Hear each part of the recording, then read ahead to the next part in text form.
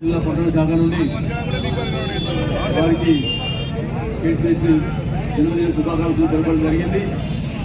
వారు కష్టకాలంలో కాంగ్రెస్ పార్టీని ఆదుకొని కాంగ్రెస్ పార్టీ రాష్ట్ర అధ్యక్షుడిగా బాధ్యతలు చేపట్టి అతని పాదయాత్ర ద్వారా వివిధ వర్గాలను ఆకట్టుకుని 2 సంవత్సరాల కాలంలోనే గవర్నమెంట్ తెచ్చినటువంటి మహనీయుడు, ఆయన యొక్క ఆశయాలు, ఆయన యొక్క ఇచ్చిన హామీలు, ఆయన చేస్తున్నటువంటి పనులకు ఈరోజు తెలంగాణ ప్రజలంతా సుఖ సంతోషంతో ఉన్నారు.